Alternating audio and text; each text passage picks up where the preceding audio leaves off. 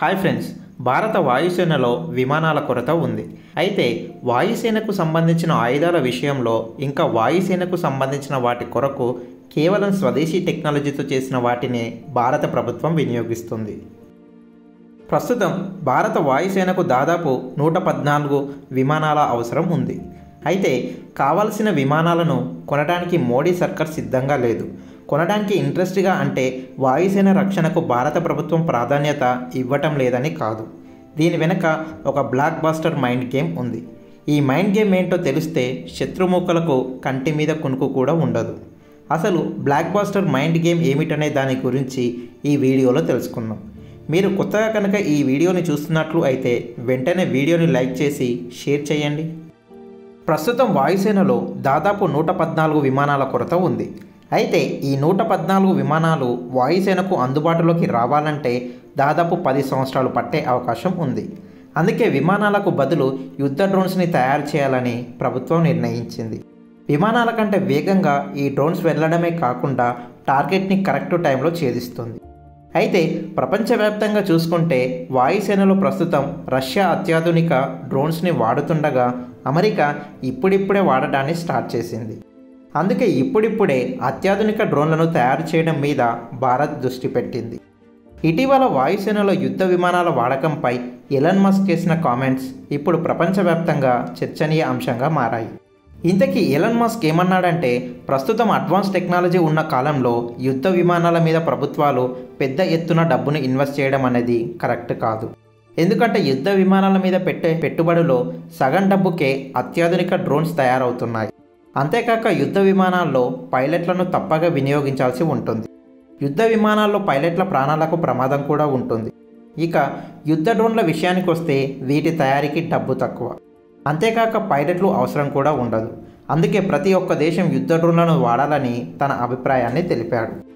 ప్రస్తుతం జరుగుతున్న యుద్ధాల్లో Russia, Israel దేశాలు ఈ యుద్ధ డ్రోన్లను ఉపయోగించి శత్రు దేశాలను సమర్థవంతంగా ఎదుర్కొంటున్న పరిస్థితి ఉంది.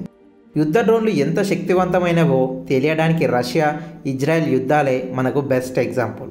అయితే ఇప్పటికే ఈ టెక్నిక్ మీద రష్యా, ఇజ్రాయెల్, అమెరికా లాంటి దేశాలు డ్రోన్లను వాడుతుండగా ఇజ్రాయెల్ మాత్రం ఒక అడుగు ముందుకేసి డ్రోన్లలో లేజర్ టెక్నాలజీని కూడా యూజ్ చేస్తున్న పరిస్థితి. అయితే ఈ లేటెస్ట్ డ్రోన్ టెక్నిక్ గురించి భారత్ ఇజ్రాయెల్ సహాయం తీసుకుంటుంది. ఇజ్రాయెల్ అనేది భారత్ యొక్క మిత్ర దేశం. ఇంతకుముందు ఉన్న ప్రభుత్వ రాజకీయ కారణాలతో ఇజ్రాయెల్తో సంబంధాలు మెయింటైన్ చేయకపోయినా మోడీ ప్రధాని అయ్యాక ఇజ్రాయెల్ని విజిట్ చేశారు. అప్పటి వరకు ఇజ్రాయెల్ని విజిట్ చేసిన ఏకైక ప్రధాని మోడీనే. అయితే ఇప్పటికే భారత్తో కలిసి అత్యాధునిక ఆయుధాలను తయారు చేసే విషయంలో ఇజ్రాయెల్ చాలా రకాలుగా హెల్ప్ చేస్తుంది.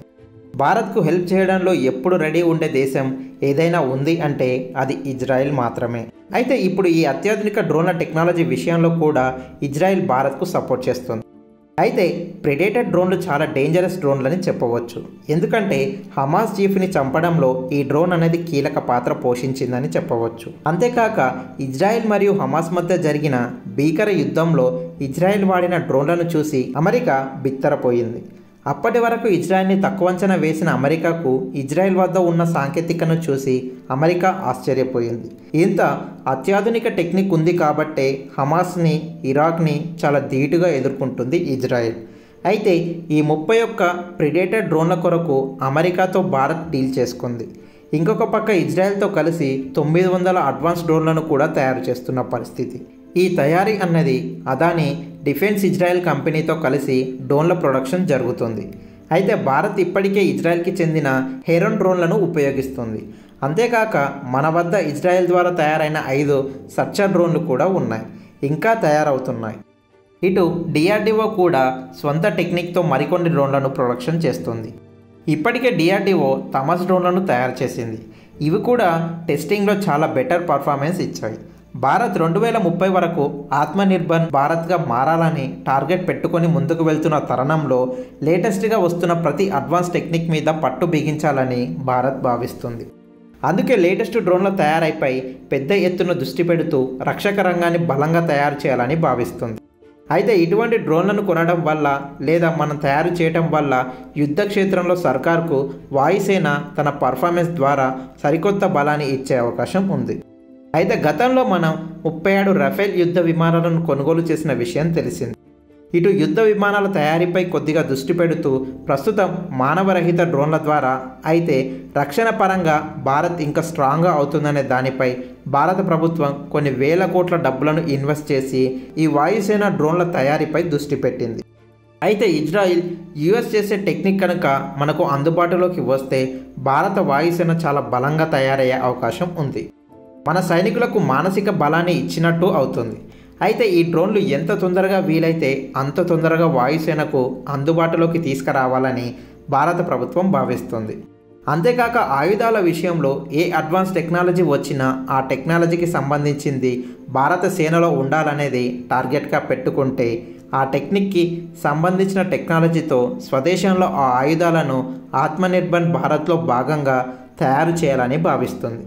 అయితే మోడీ ఎందుకు ఫైటర్ జెట్లను కొనడం లేదు అని విమర్శించిన వారికి ఈ డ్రోన్ మాస్టర్ ప్లాన్తో గట్టిగా సమాధానం ఇచ్చినట్టే అయ్యింది. మరి యుద్ధ విమానాల ప్లేస్లో లేటెస్ట్ అడ్వాన్స్ డ్రోన్లను వాడుతున్న భారత్ మాస్టర్ ప్లాన్పై మీరేమనుకుంటున్నారు? మీ అభిప్రాయాన్ని కామెంట్ బాక్స్లో కామెంట్ రూపంలో తెలియజేయండి. ఇది ఇవాల్టి వీడియో. మరో ఇంట్రెస్టింగ్ వీడియోతో మళ్ళీ కలుద్దాం.